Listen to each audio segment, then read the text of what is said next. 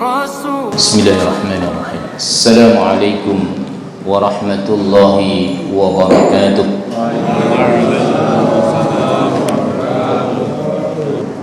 Innal hamdalillah nahmaduhu wa nasta'inuhu wa nastaghfiruh wa na'udzu billahi min syururi anfusina wa min sayyiati a'malina. Man yahdihillahu fala mudilla lahu wa man yudlilhu fala hadiya lahu. Ashhadu an la ilaha illallah wahdahu la syarika lahu wa ashhadu anna Muhammadan abduhu wa rasuluh la nabiyya ba'dah. Allahumma salli wa sallim ala nabiyyina wa maulana Muhammad wa ala alihi wa ashabihi wa man tabi'ahum bi ihsanin ila yaumil qiyamah. Amma ba'd, faqad qala Allah ta'ala fil Qur'anil Karim, a'udzu billahi minasy syaithanir rajim. Ya ayyuhalladzina amanu taqullaha haqqa tuqatih wa la tamutunna illa wa antum muslimun. يا أيها الذين آمنوا اتقوا الله وقولوا قولا سديدا يصلح لكم أعمالكم ويغفر لكم ذنوبكم ومن يطع الله ورسوله فقد فاز فوزا عظيما. معاشر المسلمين والمسلمات حاضرين حاضرات صائمين صائمات yang insyaallah semua dimuliakan, diberkahi, dirahmati oleh Allah Subhanahu wa ta'ala. Alhamdulillah, puji dan syukur selalu kita sampaikan kepada Allah Subhanahu wa ta'ala atas nikmatnya yang tak terhingga. Salah satu nikmat istimewa adalah nikmat kita berjumpa kembali dengan bulan Ramadan untuk yang kesekian kalinya. Semoga perjumpaan kita dengan bulan Ramadan ini merupakan perjumpaan yang terbaik. Mudah-mudahan perjumpaan kita dengan bulan Ramadan ini kita tidak termasuk yang didoain oleh malaikat Jibril, yang diamini oleh Rasulullah sallallahu alaihi wasallam. Apa doa malaikat Jibril? Celaka itu hamba Allah ketika diberikan kesempatan berjumpa dengan bulan Ramadan tetapi ia tidak memperoleh pengampunannya. Ya. Jadi sekali lagi doanya malaikat Jibril adalah celaka itu hamba Allah ketika dikasih kesempatan perjumpaan dengan bulan Ramadan tapi dia tidak memperoleh pengampunannya. Padahal Ramadan Allah berikan dengan paket ibadah yang begitu banyak, maka di sana endingnya adalah pengampunan Allah. Puasa yang kita lakukan ghufira lahu, qiyam menegakkan solat malam yang kita lakukan ghufira lahu, ya. Kemudian sedekah yang kita lakukan juga ghufira lahu, dan bahkan akan membebaskan diri kita dari api neraka. Nah, banyak rangkaian paket ibadah yang Allah perintahkan di bulan Ramadan ini akhirnya akan membersihkan jiwa kita, membersihkan noda dan dosa yang kita lakukan selama 11 bulan yang lalu, ya. Nah, tetapi ketika berjumpa dengan Ramadan ini nggak ada satu amalan yang istimewa, biasa-biasa saja. Bahkan masih tetap dengan kebiasaan bermaksiatnya kepada Allah. Mestinya seluruh aktivitas yang kita lakukan totalitas adalah untuk beribadah kepada Allah, termasuk HP kita.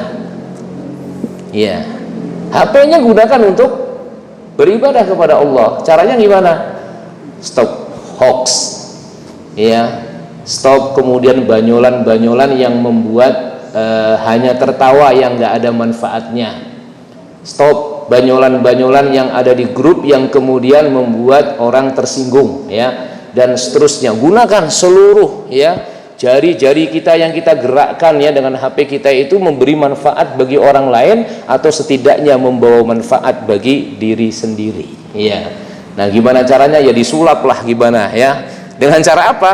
Ya tadi ya, dengan cara semua yang ada dalam isi HP kita ini kita gunakan untuk dakwah ya, untuk menempa diri. Nah, saya nggak sebut hal-hal lain yang mengganggu puasa karena udah banyak yang paham ya, tetapi ini yang tidak disadari itu kadang-kadang ya di HP kita ya. Salah satu contoh umpamanya kita bikin menyebar atau men-share satu informasi yang hoax ya. Kalau saya ngomong mungkin yang didengar paling berapa orang kan gitu kan, tapi begitu HP masuk ke dalam grupnya ada 100 orang ya, itu baru satu grup. Masuk grup kedua 200 orang, masuk grup yang ketiga ada 200 orang lagi. Jumlahnya berapa orang yang kemudian kita berikan informasi palsu di situ, fitnahnya itu dinikmati oleh ya, bahkan ribuan orang. Nah, naudzubillah min dalik. Nah, ini juga akan mengganggu saum kita. Nah, Bapak dan Ibu yang kami hormati, kemudian yang saya amati di perkembangan Ramadan saat ini masjid juga sudah banyak mulai berkurang ya jamaahnya ya, bukan hanya di masjid saya aja, mungkin kemudian situasi kondisinya juga pasnya kenapa ya, turun hujan gitu ya, sehingga paling masjid biasanya penuh sehingga hanya 1-2 saf saja ya, karena hujan menjadi sebuah kendala. Nah, mudah-mudahan yang kayak seperti itu bukan kemudian berarti nggak menghidupkan Ramadannya ya, di masjid nggak datang tetapi kemudian di rumahnya mudah-mudahan dia tidak tetap menjalankan ya ibadah kepada Allah Subhanahu wa taala. Nah, memang istiqomah itu sesuatu yang sulit ya. Jadi menjalankan ibadah mungkin sudah biasa, sholat 5 waktu, kemudian sholat sunnah dan seterusnya, tapi menjaga konsistensi itu memang bukan sesuatu yang mudah, karena mafadilahnya luar biasa. Orang yang bisa menjaga istiqomah, konsisten dalam menjalankan ibadah terus menerus ya, kalau dalam bahasa Nabi itu amalan yang terbaik itu ya dia lakukan terus menerus walau hanya sedikit ya, sedikit tapi kemudian continue. Nah, ini yang amalan yang terbaik, apalagi kalau yang dilakukan banyak, berkualitas ya, dan continue, itu akan lebih baik lagi. Itulah sebabnya ada ulama yang menyatakan bahwa al istiqomah khairun min alfi karamah ya, istiqomah, konsistensi dalam kebenaran itu akan lebih baik dibandingkan dengan 1000 karomah, 1000 keramat ya. Nah, betapa dahsyatnya istiqomah ini Bapak dan Ibu yang kami hormati, sampai Allah menyampaikan satu ayat, ada juga beberapa ayat ya yang semisal dengan itu ya, dimana orang-orang yang konsisten di dalam ibadah dan amal soleh itu disebut dalam surat Fussilat ya, innal ladzina qalu rabbunallah tsumma istaqamu, sesungguhnya orang yang menyatakan saya beriman kepada Allah, saya loyal kepada Allah, saya taat kepada Allah ya, saya hamba Allah, akan mentaati perintah Allah, dia menyatakan seperti itu, amanna ya, innal ladzina qalu rabbunallah tsumma istaqamu, kemudian dia istiqamah, konsisten, terus menerus dipertahankan kebaikan, ibadah dan amal solehnya itu dipertahankan terus menerus, nggak di awal Ramadan saja, tetapi kemudian pertengahan juga sampai akhir Ramadan ya. Nah, orang yang semacam ini ya diberikan keistimewaan oleh Allah, tatanazzalu alaihimul malaikah, maka turun para malaikat. Nah ya, turun para malaikat. Saya tanya Bapak sama Ibu nih, kalau malaikat diturunkan oleh Allah untuk menemui hamba-hambanya, kira-kira mau ngapain itu malaikat? Hah? Mau minta sumbangan, ya, atau kemudian mau pencitraan? Tidak ada, karena malaikat tidak punya nafsu, ya, dan malaikat itu membawa rahmat Allah untuk hamba-hambanya yang didatangi, yang dibersamai. Maka di ayat itu orang-orang yang konsisten itu Allah akan berikan apa di sana? Tatanazzalu alaihimul malaikah. Malaikat itu turun, dan menggunakan kata tatanazzalu itu maknanya berbeda dengan nazala yanzilu, ya. Kalau nazala yanzilu maknanya turun, tatanazzalu itu turun secara bergelombang, turun secara terus menerus gitu. Artinya apa? Ketika orang itu konsisten, maka malaikat secara bergelombang bergantian itu turun menemani orang-orang yang istiqomah itu, ya. Nah, membawa rahmat Allah, sehingga nanti ketika kehidupan kita dibersamai oleh para malaikat, yang diperoleh di dalamnya adalah, ya, kemudahan, keberkahan, semangat, ya, dan kemudian mungkin juga kesuksesan di sana, ya. Dalam sejarah ketika malaikat itu diturunkan oleh Allah Subhanahu wa taala, katakanlah dalam perang Badar, ya, maka perang Badar itu dimenangkan oleh umat Islam. Nah, Allah turunkan, ya, bala tentara yang tak terlihat oleh manusia yang namanya malaikat, ya, yang kemudian di sana, ya, malaikat membantu, ya, orang-orang mukmin yang jumlahnya hanya 313 orang yang melawan 1000 orang, ya. Nah, disinilah, ya, ketika dalam kehidupan kita dibersamai oleh para malaikat, insya Allah, ya, kita akan terhindar dari rasa ketakutan. Alla takhafu, jangan kamu merasa takut, itu, ya. Jadi malaikat membersamainya, maka nggak pernah rasa takut.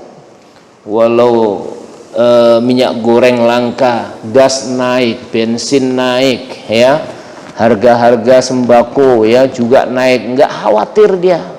Kenapa? Karena yakin, ya, dengan Allah Subhanahu wa taala, ya, dengan supportnya para malaikat yang hadir membersamainya, maka kemudian hidupnya akan memperoleh kenyamanan dan ketenangan. Alla takhafu wa la tahzanu, jangan kamu gundah gulana, sedih, ya, resah, yang kemudian membuat hidupnya tidak produktif. Nah, di dunianya seperti itu, di akhiratnya gimana bagi orang yang selalu istiqomah, ya, konsisten di dalam ibadah? Maka Bapak dan Ibu yang kami hormati, di akhiratnya maka dia akan memperoleh surga yang Allah janjikan. Wa absyiru bil jannah allati kuntum tu'adun, ya, berikan kabar gembira kepada orang yang istiqomah itu dengan surga yang dijanjikan. Nah, Bapak dan Ibu yang kami hormati, dalam kesempatan pagi hari ini, dalam rangka memotivasi kita untuk istiqomah di dalam amal soleh dan ibadah, khususnya di bulan Ramadan ini, mari kita buka kembali hadis Nabi yang beliau memotivasi kita saat di akhir bulan Sya'ban untuk meningkatkan amal soleh, amal ibadah. Apa kata Nabi? Ya ayyuhan nas, wahai manusia, qad adzallakum syahrun azim, telah datang akan menaungi kamu, ya, syahrun azim, bulan yang agung. Syahrun mubarak, bulan yang diberkahi.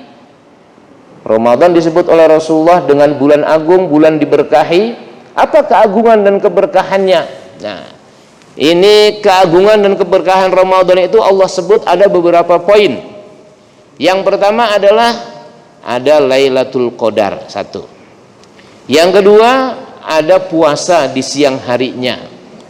Yang ketiga, ada qiyamul lail, di malam harinya melakukan sholat tarawih. Yang berikutnya ada sodakoh, ya, sodakoh. Dan kemudian yang berikutnya adalah zikir dan doa. Nah, ini yang sangat dimotivasi oleh Rasulullah dalam hadis riwayat Ibnu Khuzaimah. Nah, Mudah-mudahan ini akan memotivasi kita ya untuk meningkatkan amaliyah Ramadan kita. Jadi yang pertama, keberkahan dan keagungan Ramadan ini yang Allah berikan. Di bulan Ramadan itu ada malam yang lebih baik dari 1000 bulan yang disebut dengan Lailatul Qadar. Nah, mari kita cermati ya, kita ingat kembali pemahaman kita tentang Lailatul Qadar. Apa itu Lailatul Qadar? Lailah itu artinya malam, Qadar itu banyak makna. Yang pertama, Qadar itu adalah kemuliaan. Maka ketika disebut malam Lailatul Qadar, di sana adalah malam kemuliaan. Kenapa disebut malam kemuliaan? Dikarenakan Allah turunkan Al-Quran. Dengan Al-Quran yang diturunkan itu, dulu manusia kondisinya, budayanya, perilakunya biadab menjadi beradab. Ya, kenapa? Karena dengan polesan sentuhan hidayah Al-Quran. Nah, kemudian makna qadar yang berikutnya adalah qadar itu dimaknai sebagai ketetapan. Jadi ketika disebut Lailatul Qadar, malam di mana Allah menetapkan nasib hamba-hambanya untuk ya 11 bulan ke depan. Jadi ditetapkan pada malam Lailatul Qadar itu. Ya. Karena itulah banyak orang yang memahami, para ulama yang memahami ketika malam-malam Ramadan, karena diturunkannya malam Lailatul Qadar, ajukan proposal kita kepada Allah. Proposalnya apa kira-kira? Ya, Bapak dan Ibu, kira-kira proposal yang kita ajukan kepada Allah apa? Ya, berdoa kepada Allah supaya dunianya baik, akhiratnya baik. Minimal itu dibaca. Nah, kalau Rasulullah yang beliau tekuni, yang dicontohkan kepada kita adalah doa Allahumma innaka afun tuhibbul afwa fa'fu anni. Ya, ini minta maaf, minta afiah, ya, minta sehat badannya, fisiknya, dan juga kemudian kesehatannya itu akan memberi manfaat kepada orang lain, dan sekaligus kesehatannya itu semakin membuat ia mendekatkan diri kepada Allah Subhanahu wa taala. Nah, makanya setelah Ramadan ya kemudian ada perilaku yang berubah, karakter yang berubah, semangat yang berubah. Itu. Ya. Jadi tetapkan itu malam-malam Ramadan itu kita gunakan banyak berdoa kepada Allah apa yang kita inginkan. Di samping siang harinya ketika berpuasa itu, doanya orang yang berpuasa itu dikabul oleh Allah, ajukan kepada Allah. Ya, yang punya masalah dengan suaminya atau istrinya, doain di situ. Ketika komunikasi kemudian perbincangan tersumbat, ya, nggak connect, ya, maka kemudian adukan kepada Allah supaya apa? Sentuh hati suami atau istri kita. Supaya apa? Supaya memiliki perilaku yang baik, ya, memiliki amal soleh, meningkat amal solehnya. Disitulah Bapak Ibu mengadukan kepadanya. Ya, punya anak yang kayaknya ini jadi problem dalam hidupnya, doa kepada Allah selama Ramadan. Ya, ajukan proposal itu kepada Allah supaya anaknya menjadi anak-anak yang soleh dan solihah. Nah, seperti itulah ya, karena malam Ramadan, malam Lailatul Qadar itu malam ketetapan. Siapa tahu saat ibu doa itu, ya, malam itu adalah malam Lailatul Qadar, ya, dan kemudian doa kita itu kemudian ya dikabulkan oleh Allah sehingga 11 bulan ke depan akan menjadi berkah, ya, bahkan menjadi kebaikan-kebaikan yang diterima oleh kita. Kemudian Lailatul Qadar, Lailah itu maknanya malam, Qadar itu artinya sempit. Ya. Kok disebut malam yang sempit? Kenapa? Salah satu tafsir menjelaskan bahwa ya, karena banyaknya malaikat yang Allah turunkan. Di surat Al-Qadar, tanazzalul malaikatu warruhu fiha. Ya, malaikat turun di malam Lailatul Qadar, waruh, dan juga ruh. Ruh itu dimaknai di situ penghulunya para malaikat. Siapa? Malaikat Jibril. Para malaikat, ribuan malaikat diturunkan oleh Allah pada malam Lailatul Qadar itu, dan kemudian termasuk malaikat Jibril turun. Tadi sudah disebutkan mau ngapain malaikat itu turun? Kasih rahmat Allah kepadanya. Kita nggak bisa bayangkan ribuan malaikat yang turun kemudian masuk ke dalam rumah kita, ada dalam aktivitas kita di malam hari itu, ya. Sementara kita sedang asik dengan kesia-siaan kita. Kita sedang asik di malam itu dengan tidur kita. Kita lagi asik ya dalam malam-malam itu ya dengan rencana-rencana jahat kita.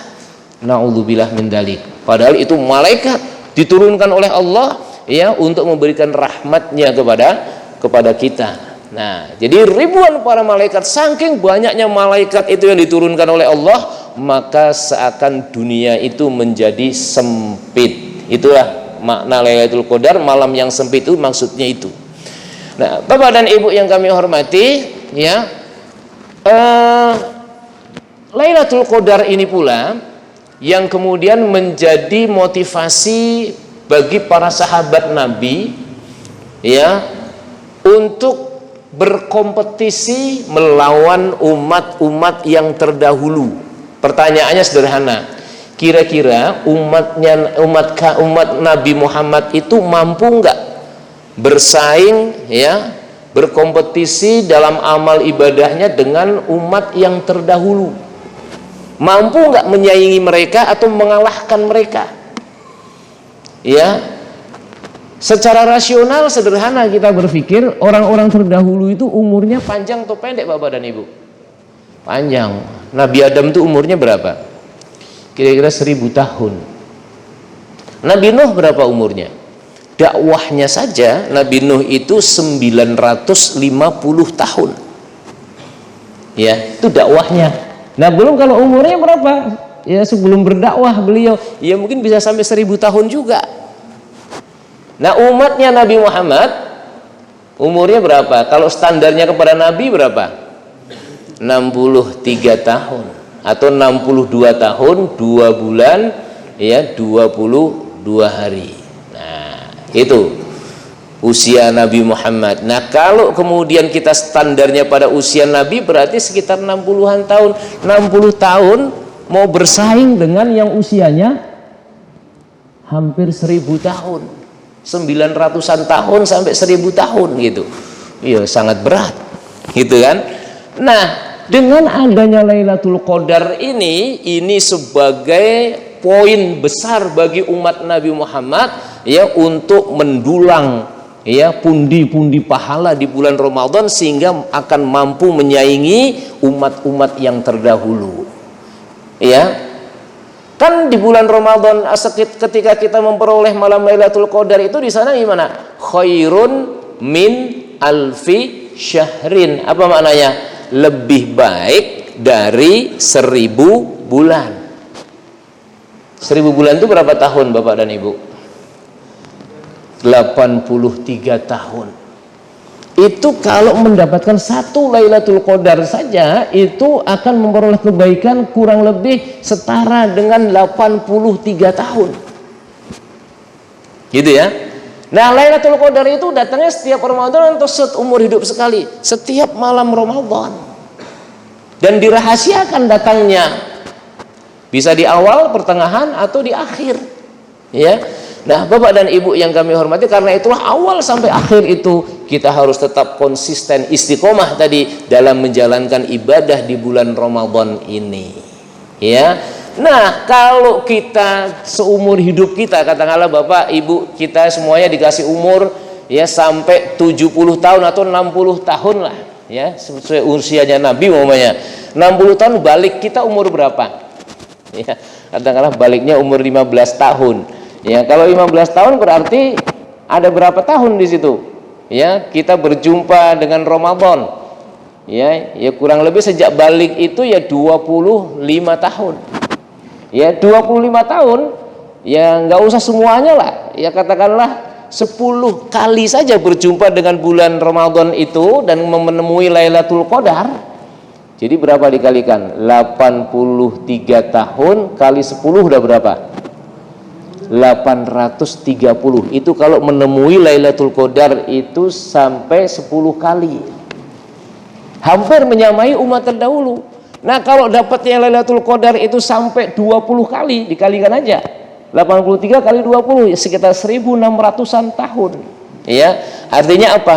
Umat Nabi Muhammad yang usianya pendek itu ya hanya sekitar 60-an tahun itu ternyata bisa menyaingi ibadahnya umat terdahulu yang usianya panjang-panjang, ya, dengan catatan kita memperoleh yang disebut dengan malam Lailatul Qadar. Ya.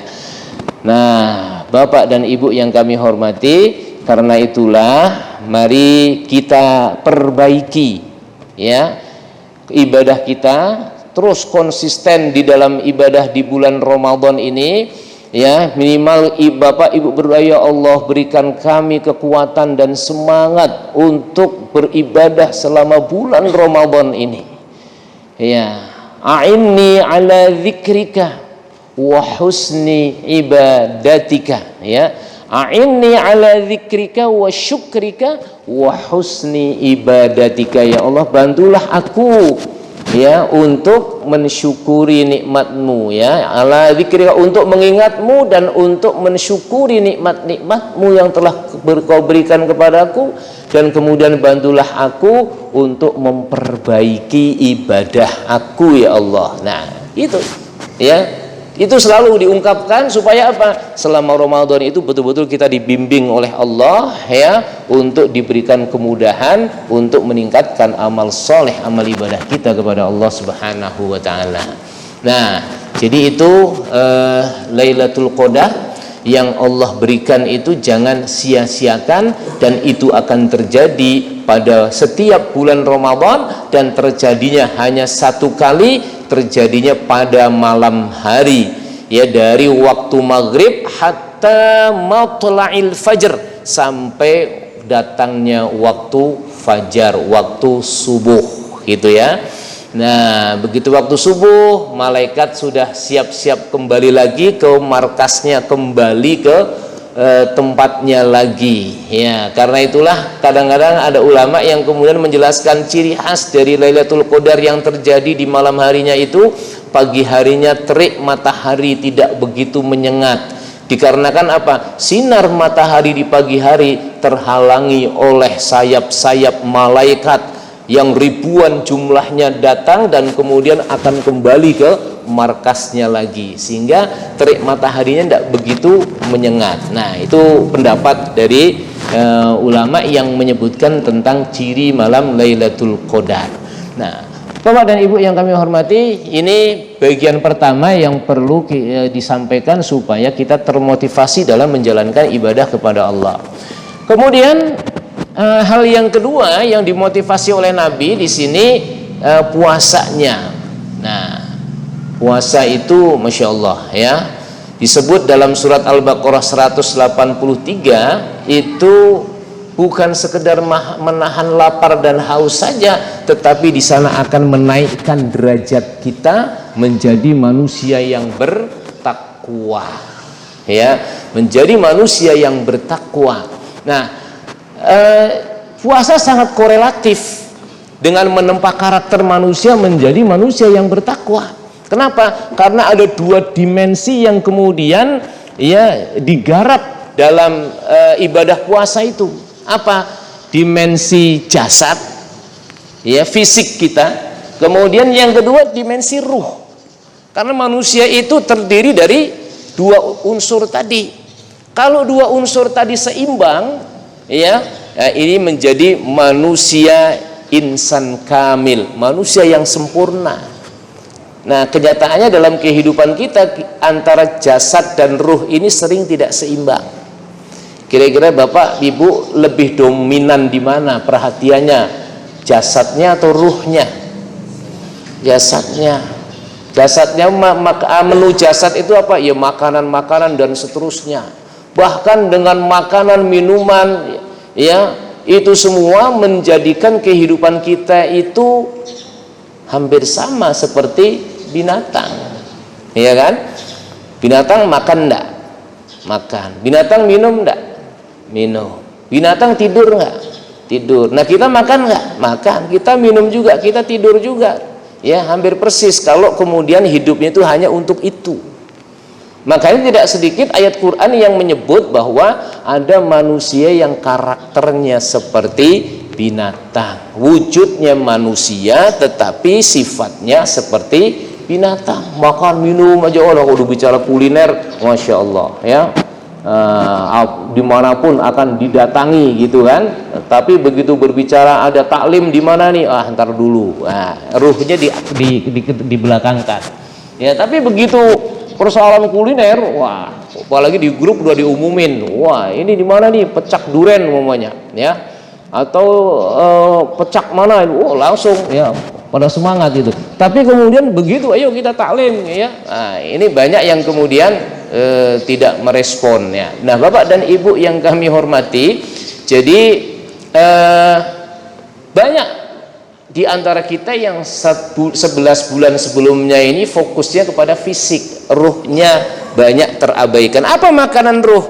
Makanan ruh kita ini ya sholat ya, kemudian tilawah, zikir ya, ilmu, itu makanan ruh kita. Nah, kalau kemudian kita tidak seimbang, nggak tawazun ya, maka kemudian akan terjadi sesuatu yang masalah dalam diri kita ya. Akhirnya kehidupannya mirip seperti binatang. Nah, makhluk Allah yang diciptakan itu kan ada binatang ya, ada manusia, ada malaikat kan gitu. Nah, ketika kita berpuasa, ini di-manage kehidupan kita supaya sifat-sifat kita, kehidupan kita itu menuju kepada alam malaikat, yang kemudian dia semakin mendekat dengan Allah, semakin taat kepada Allah, yang tadinya sudah mulai menjauh daripada Allah Subhanahu wa ta'ala. Nah, jadi itu dua dimensi ini ya diperhatikan di dalam puasa. Secara fisik, puasa akan membuat fisik kita menjadi sehat, sumu tasihhu ya, dan kemudian secara ruh juga, ruhnya pun akan menjadi bersih dan kemudian sehat kembali dikarenakan banyak ibadah yang kita lakukan ya. Ya, itu yang makanya begitu orang yang berpuasa imanan wahtisaban, siapa yang berpuasa dengan didasari keimanan kepada Allah ya, nah maka ya dia melakukan puasa pula karena penuh perhitungan di sana ya, wahtisaban ya, sesuai dengan teladan Nabi ya. Maka puasa itu Allah Subhanahu wa ta'ala ghufira lahu ma taqaddama min dzambik, termasuk qiyamul lailah ya, qiyamul lailnya itu akan membuat ia diampuni oleh Allah Subhanahu wa ta'ala ya. Bapak dan Ibu yang kami hormati, jadi ini paket ya, puasa dan qiyamul lail ini adalah bagian penting di dalam ibadah Ramadan. Nah, selanjutnya Rasul juga memberikan motivasi tentang sedekah ya, as-sadaqah ya, di mana beliau menyatakan bahwa sebaik-baik sedekah ya, afdhalus sadaqat ya, sedekatu Ramadan ya, seutama-seutamanya sedekah itu sedekah yang dilakukan pada bulan Ramadan. Sampai di sana Rasulullah memberikan sebuah motivasi ya, siapa yang kemudian memberikan makan kepada orang, makan atau minum buka ya, untuk buka kepada orang yang berpuasa, maka dia akan memperoleh pengampunan Allah, akan dibebaskan dari api neraka, dan kemudian akan memperoleh pahala seperti pahalanya orang yang menjalankan ibadah puasa pada hari itu ya. Bayangkan kalau makanan kita itu dimakan oleh 10 orang, satu orang itu pahalanya dia 100 kali kebaikan, kali 10 berapa itu? Udah 1000. Nah ya, kita yang memberikan makan buka kepada orang tadi ya, itu berarti memperoleh 1000 kebaikan pula kan gitu. ya, di samping pahala yang kita lakukan pahala daripada ibadah yang kita lakukan pada hari itu. Nah, Bapak dan Ibu yang kami hormati, nah makanya sisihkan ya uangnya sebaik-baiknya ya, nanti 11 bulan ke depan kita kemudian canangkan nabung untuk persediaan Ramadan. Biasanya Bapak dan Ibu kalau sudah memperoleh uang ya sampai THR turun dan seterusnya itu ya, ada bonus-bonus dan seterusnya dari berbagai macam rekanan, biasanya dihabiskannya kapan itu? Ya, di bulan Ramadannya atau di lebarannya? Yang sering terjadi di lebaran ya. Waduh, dibelanjakannya di lebaran semua. Nah, selama Ramadannya itu kemudian biasa-biasa saja, padahal mestinya dioptimalkan sedekahnya itu pada bulan Ramadan ya. Nah, Bapak dan Ibu yang kami hormati, ini sedekah ya mestinya menjadi warna tersendiri dalam kehidupan kita untuk meraih fadilah keutamaan Ramadan. Dan yang terakhir dari hadis ini adalah di mana Rasulullah menganjurkan untuk memperbanyak zikir kepada Allah. Zikirnya apa? Satu, melalui Al-Quran, tilawah.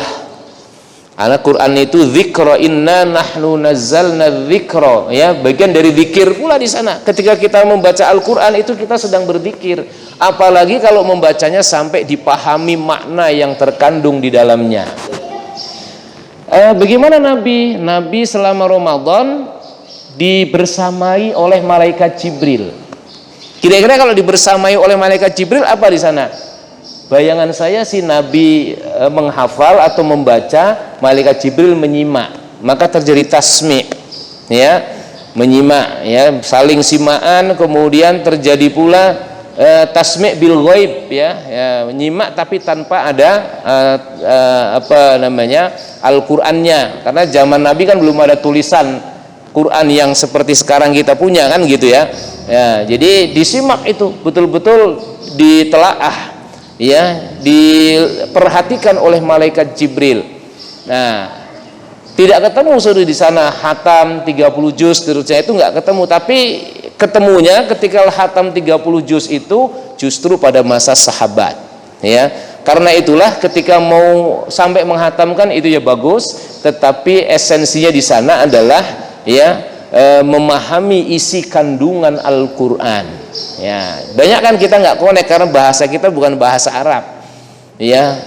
Nah, maka saya punya saran yang sering saya sarankan selama Ramadan ini, sebaiknya ibu bapak punya target, bukan hanya membaca tapi memahami isi kandungannya, baca tafsirnya ya.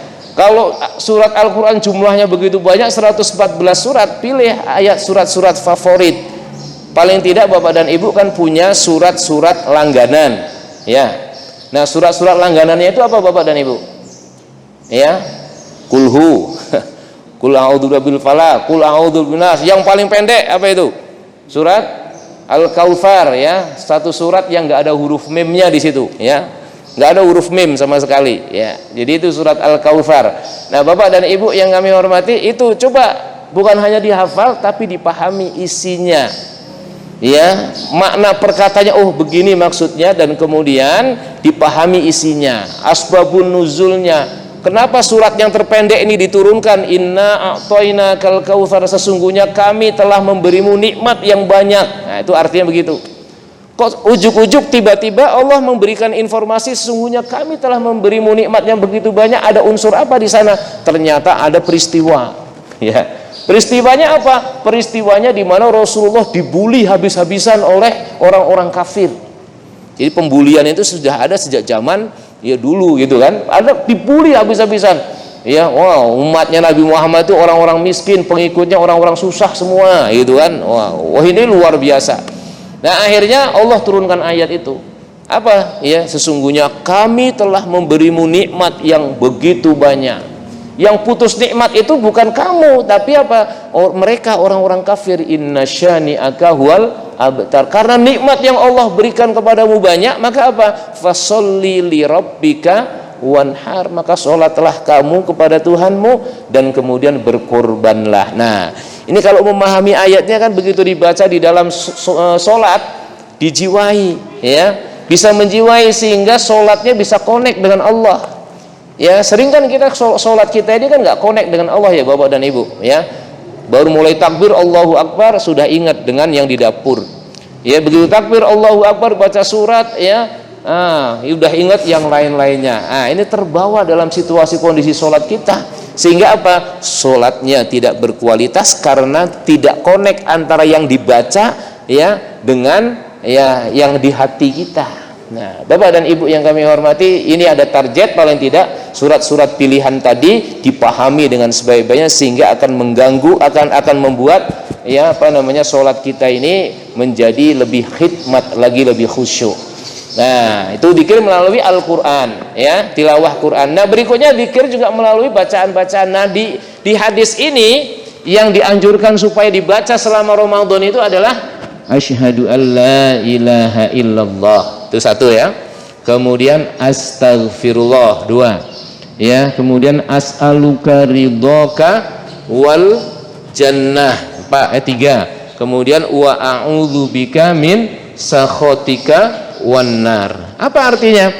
Asyhadu alla ilaha illallah, ya, saya bersaksi tiada Tuhan selain Allah, menguatkan iman kita. Kemudian astaghfirullah, saya mohon ampun kepada Allah. Kemudian yang berikutnya lagi as'aluka ridhaka, saya memohon ridhamu ya Allah, wal jannah, dan memohon surga, ya, wa a'udzubika, dan aku berlindung kepadamu ya Allah, ya, min sakhatika wan nar, dari, ya, dahsyatnya api neraka. Nah, itu, ya, dijiwai zikir itu insyaallah akan membuat khidmat, ya, zikir kita selama Ramadan. Asyhadu an la ilaha illallah, dijiwai, ya. Itu berarti saya bersaksi engkau Tuhan kami ya Allah.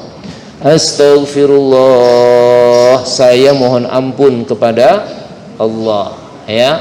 Nah, sambil diingat dosa-dosa kita, astaghfirullah, mau diulang-ulang juga boleh. Kemudian as'aluka ridhaka wal jannah, ya, saya memohon, ya, ridhomu dan surgamu ya Allah, ya. Kemudian wa a'udzubika min sakhatika wan nar, dan aku berlindung dari api neraka-Mu ya Allah. Nah, itu, ya, asyhadu an la ilaha illallah, astaghfirullah, as'aluka ridhaka wal jannah wa a'udzubika min sakhatika wan nar. Nah, ini mewarnai semua aktivitas kita dalam kesenggangan kita.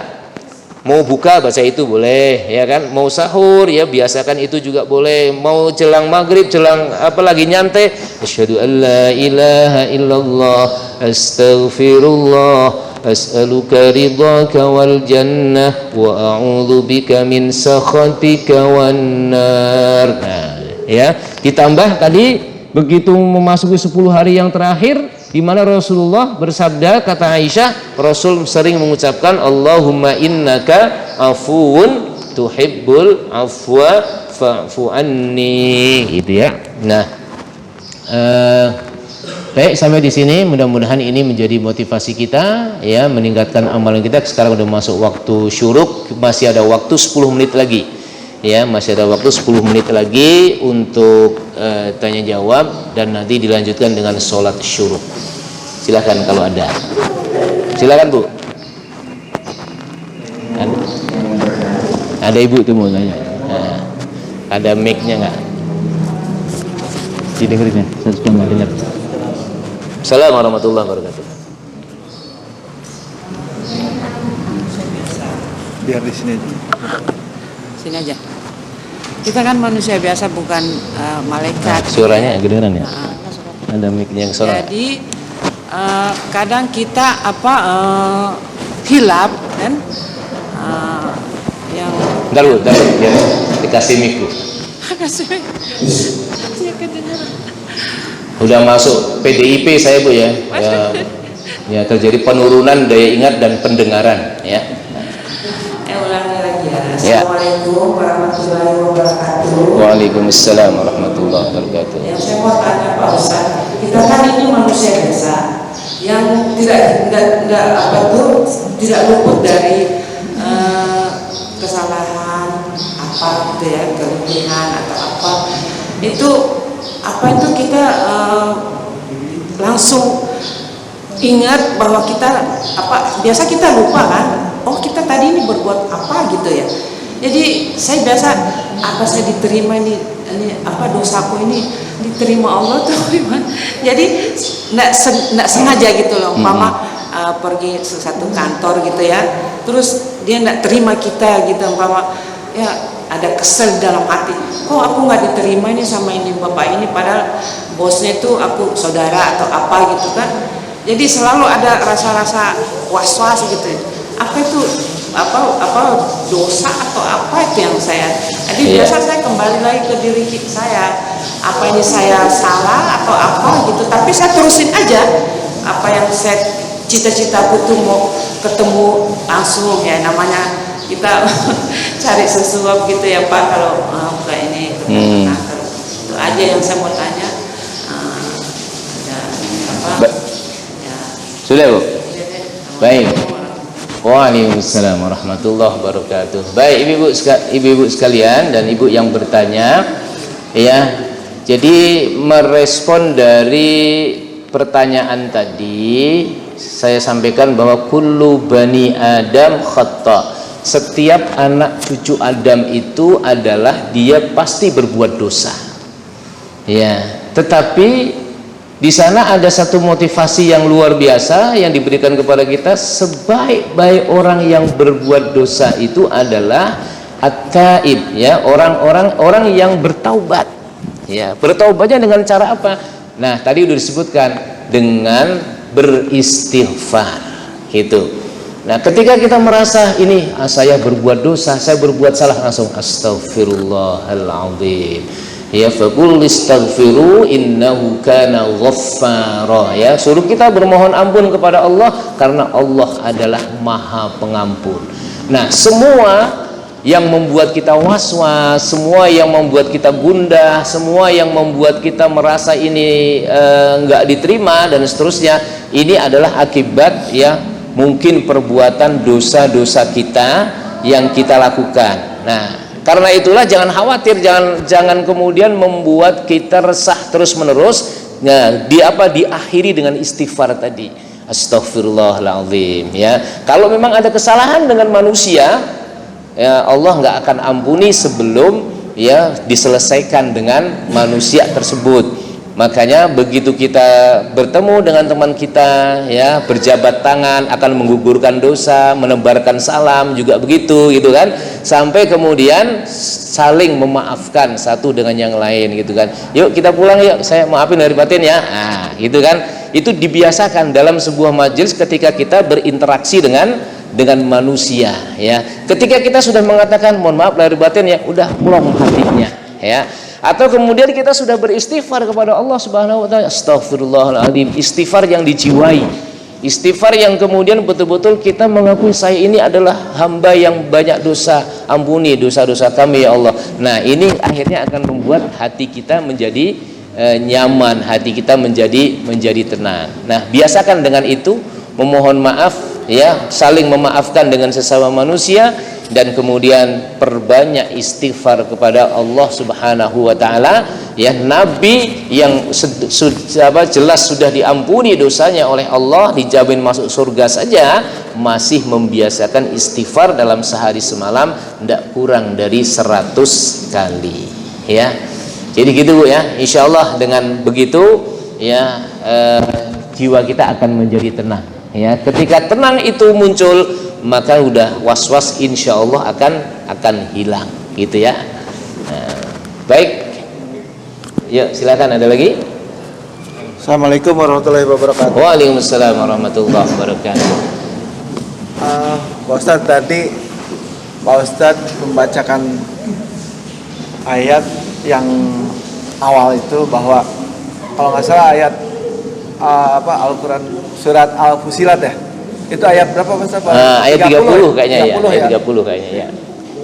Di situ kan dikatakan bahwa ternyata dahsyatnya istiqomah itu sampai dibersamai malaikat. Dengan malaikat itu turun Iya. untuk membersamai orang yang istiqomah itu. Nah, istiqomah itu kan mungkin di situ tidak disebutkan istiqomah dalam apa gitu kan. Mungkin saya nggak tahu dalam apapun, mungkin dalam apa berinfak, mungkin dalam sholatnya tepat waktu ya, mungkin yang lain-lain. Tapi yang terutama saya yang inginkan kan bagaimana caranya untuk biar bisa istiqomah itu, Pak Ustaz. Karena memang itu yang aplikasinya kan itu yang mau kita lakukan gitu kan. Terus kiat-kiatnya bagaimana itu, Pak Ustaz? Baik ya. Yang pertama tadi istiqomah dalam apa ya? Dalam di ayat itu, innalladzina qalu rabbunallah, sungguhnya ya orang-orang yang mengatakan bahwa Tuhan kami itu adalah Allah ya, tsumastaqamu, kemudian ia istiqomah, konsisten terus menerus. Jadi mengaku sebagai hamba Allah, mengimani Allah itu dilakukan secara konsisten. Kadang-kadang kita dalam kehidupan kan begini ya, dalam kondisi senang kita iman sama Allah, tapi dalam kondisi susah lupa sama Allah. Nah itu nggak konsisten namanya. Kemudian yang berikutnya ini bisa jadi dalam kondisi susah ingat Allah, dalam kondisi senang dia lupa kepada Allah. Nah konsisten kepada apa yang telah diyakininya itu diwujudkan dengan apa? Kalau iman itu harus diwujudkan dengan amal soleh. Karena itulah seluruh amal-amal soleh yang kita lakukan itu ya mestinya istiqomah, konsisten, termasuk sholatnya, termasuk ketepatan waktunya ya. Wow, saya ingat sekali itu ada dosen saya itu kalau Jumat itu selalu adanya di pojok sana, di Masjid UIN itu ya, pakainya udah putih-putih dan jam 11 itu udah nyampe ya, jam 11 udah nyampe, pasti ini prof ada di sana di ujung gitu kan. Nah itu namanya istiqomah itu. Nah kemudian punya jamaah pula, begitu azan itu udah di masjid itu selalu ya. Jamaah di kompleks saya itu udah meninggal ya Allah yarhamnya. Jadi itu juga istiqomah, ketepatan waktu ya, kemudian membiasakan dengan jumlah rakaatnya itu konsisten ya, hatamnya juga konsisten umumnya. Nah itu juga bagian dari istiqomah ya. Nah namun di sana disebutkan ya walau sedikit tapi juga istiqomah gitu ya. Jadi amalan yang terbaik. Nah kemudian gimana kiatnya? Kiatnya pertama tentu adalah ya memohon kepada Allah. Karena yang membolak-balikkan hati manusia itu adalah Allah. Ya muqallibal qulub, minimal itu doa itu dibaca itu. Ya muqallibal qulub, tsabbit qalbi ala dinika wa ala ta'atika. Ya Allah yang membolak-balikkan hati manusia, ya tsabbit, tetapkanlah qalbi, hatiku ini ya ala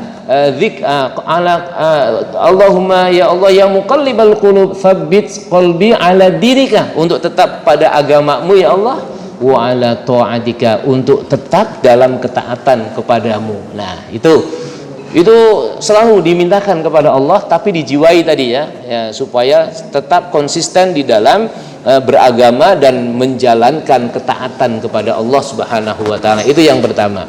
Yang kedua, ilmu. Ya, selain doa tadi adalah ilmu. Kenapa? Karena dengan ilmu akan memotivasi. Gitu kan? Nah, ilmu itu yang dipelajari beragam, berbagai macam sisi. Apa macam sisinya? Umpamanya syariatnya, fikihnya. Kemudian yang berikutnya adalah filosofinya, ya, hikmah, mempelajari. Maka ada buku yang berjudul Hikmatut Tasyri' wa falsafatuhu gitu kan. Ada hikmah di balik disyariatkannya ajaran Allah itu. Umpamanya kenapa sholat harus bertakbir? Kenapa sholat kemudian harus meletakkan hatinya, tangannya di ulu hatinya, atau kemudian di antara pusar dan dada itu? Kemudian kenapa harus ruku? Dan itu dibahas oleh para ulama ya, yang intinya di sana ya banyak manfaat yang diperoleh. Termasuk orang termotivasi puasa ketika dia tahu fadilahnya, khasiatnya dengan puasa itu. Maka perlu ilmu ya.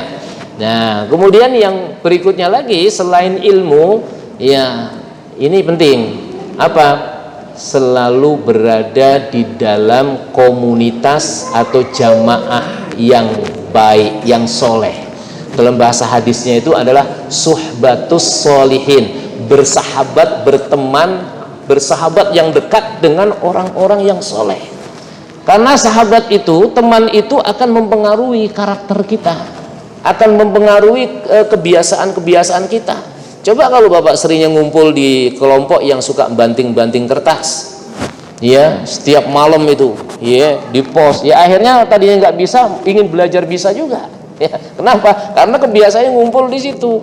Ya, biasanya ngumpul dengan jamaah katakanlah hanya ngopi saja, kan? Ya akhirnya nggak doyan kopi, berusaha ingin belajar mencoba kopi, akhirnya jadi enakan begitu. Ya tapi kalau ngopinya sambil tilawah mah enak, Pak, cakep itu ya, atau diskusi keilmuan, keagamaan, keislaman, oh, mantap. Di pos pun melakukan diskusi itu ya. Nah, jadi kalau hanya banting-banting kertas, ya dorong-dorong kayu sampai kuda juga mau ditelen gitu kan, nah akhirnya apa ya, dapatnya hobi saja. Ya khawatir juga nanti karena udah kebiasaan, begitu mau meninggal dunia kebiasaannya ya muncul di situ, suruh baca syahadat astagfirullah atau kemudian la ilaha illallah nggak bisa-bisa, la ilaha illallah nggak sebut la ilallah, yang disebut apa? 6, ya kan, la ilaha illallah 6. Wah, bingung nih apa? Oh, biasa balok 6 dia. Ya, khawatirnya begitu. Makanya biasakan sesuatu yang baik, maka ini akan menjadi istiqomah. Ya. Saya pikir itu 3 itu. Kalau ada yang nambahkan yang lain ya silahkan. Saya kira-kira itulah yang kira-kira bisa memompa ya semangat kita untuk beristiqomah. Memohon kepada Allah, ya. Nah, mungkin kalau mau ditambahkan lagi ya tadi terhindar dari dosa-dosa yang mewarnai dalam hidupnya, karena dosa itu juga akan menjadi hambatan kita untuk meningkatkan ketaatan. Ya, kalau kita masih bergelimang dengan dosa dan kemudian nggak bertaubat kepada Allah, ya itu juga akan mengganggu ya semangat kita dalam beribadah. Ibarat kita punya laptop, ya di situ ada virusnya. Dosa itu virus, sehingga kemudian laptop kita nggak bisa dipakai. Ya, kemudian HP kita jadi lelet karena banyak virus yang masuk, gitu. Gitu Pak ya. Ada 4 hal tadi yang bisa dilakukan untuk bisa istiqomah. Ya syukur alhamdulillah di At-Taubah ini sudah ada komunitas kalau tidak salah ya. Komunitas ngopi sambil ngaji gitu kan, atau ngaji sambil ngopi kan, cakep itu ya. Nah, baik, ada lagi yang lain? Cukup? Oh masih ada, silakan Pak. Waalaikumsalam warahmatullahi wabarakatuh. Nah.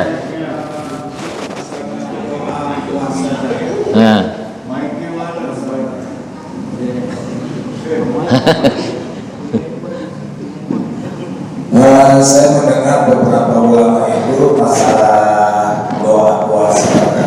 Ada yang mengatakan fadisa di Ramadana, ada yang mengatakan fadisa di Ramadoni, ada yang mengatakan fadisa di Ramadan aja. Nah, saya minta penjelasan masalah itu dan dalilnya.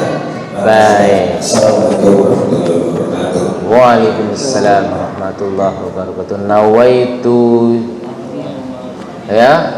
Nawaitu sauma Ramadana. Ya. Gimana ungkapannya? Nawaitu sauma ghadin an adai fardhi syahri Ramadana hadhihi sanati lillahi ta'ala. Itu talafud niat, ya. Talafud niat, melafatkan, mengucapkan niat itu bahasanya paling tidak seperti itu, ya. Atau yang singkatnya ya, saya niat puasa Ramadan esok hari, selesai, cukup ya. Jadi kalau Arabnya tidak hafal nggak ada masalah. Nah, ketika diungkapkan kayak seperti itu, bagaimana redaksinya, ya? Nawaitu sauma ghadin an adai fardhi syahri Ramadana. Yang betul itu fardhi syahri Ramadana, ya. Kenapa disebut Ramadana? Nanti ini Ustadz Amin bisa menjelaskan lebih detail ya. Dulu pondokannya ini apa namanya mantap gitu kan, di Buntet sana ya, jago nahwu. Nah, Ramadan itu isim ghairu munsharif ya. Maka di dalam kaidah alfiyah di sana disebut wajurra bil fathati ma la yansharif ma lam yudhaf au yaku ba'da al radif ya. Jadi intinya apa? Isim yang ghairu munsharif ya, yang tidak menerima tanwin itu ketika dia dalam kondisi majrur maka membacanya adalah fathah. Ya, wajurra bil fathati ma la yansharif, dan dijarkan ya isim ghairu munsharif itu dengan fathah gitu ya. Nah, maka yang benar bacanya syahri Ramadan. Nah, kalau mau diwakafkan boleh syahri Ramadan. Nah, itu namanya diwakafkan. Sebagaimana Bapak mengucapkan Allahu dibaca Allah boleh. Gitu kan? Ibadullahi dibaca ibadullah gitu. Nah, jadi itu ungkapannya betul kalau mau disebut syahri Ramadan. Nah, gitu ya. Ya, kemudian kalau mau diwakafkan dibacanya berhenti boleh fi syahri Ramadan juga boleh gitu. Yang salah apa? Syahri Ramadhani. Nah, kalau disebut ni itu malah salah gitu ya. Nah, kenapa? Karena banyak masyarakat kita yang tidak tahu. Banyak salah kaprah orang mengucapkan dalam bahasa Arab secara tarkibnya itu banyak salah. Umumnya Bapak biasanya mengucapkannya ya Rasulullah atau ya Rasulullah. Nah, kalau yang ya Rasulullah kaidahnya salah. Mestinya apa? Ya Rasulullah. Kenapa ya Rasulullah? Karena ini isim munada, ada munada mudhof ya. Rasul Allah ya kan, Rasul disandarkan kepada Allah, maka bacanya Rasulullah karena dikasih ya. Tapi kalau nggak dikasih ya Rasulullah gitu ya. Tapi kalau begitu dikasih ya Rasulullah ya. Ibadullah, Abdullah atau ya Abdallah. Ya Abdallah. Ibadullah, ya Ibadullah atau ya Ibadallah. Ya ibadallah. Makanya khotib-khotib bilangnya apa? Faya ibadallah. Nah, itu banyak yang salah kaprah ya, karena tidak memahami secara mendalam tentang ilmu grammar tata bahasa Arabnya. Nah, tadi terkait dengan pertanyaan tadi, bacanya syahri Ramadan. Nah, atau diwakufkan syahri Ramadan. Itu Pak ya. Nah, masih lanjut. Kita mereka punya dalil bahwasanya kalau Ramadan itu tidak menunjukkan pada tahun ini. Gitu. Kalau Ramadan ini katanya dia menyatakan bahwa saya berpuasa pada Ramadan tahun ini. Oh iya, karena itu ada pantunnya ya, ini semua gitu ya. Nah, jadi karena Ramadan ya tahun ini gitu kan. Nah, itu apa namanya, dipas-paskan saja kalau itu ya. Jadi kaidah yang benar ya, yang tadi saya sebutkan tadi ya. Nah, tadi sudah ada dalil-dalilnya yang kita sampaikan dalam bait Alfiyah Ibnu Malik ya. Bab idhofah itu ada menjelaskan itu. Jadi wajurra bil fathati ma la yansharif, dan dijarkan ya dengan fathah apa? Isim ghairu munsharif. Ya, apa di sana bukan fi syahri ramadhani tapi syahri ramadhana gitu ya, yang benar gitu. Ya, insyaallah itu. Ya. Baik, sampai di sini karena sudah saatnya sholat syuruk. Kurang lebihnya mohon maaf. Kalau mau dilanjut ya setelah sholat syuruk saja ya. Saya kembalikan kepada Ustadz Amin. Assalamualaikum warahmatullahi wabarakatuh.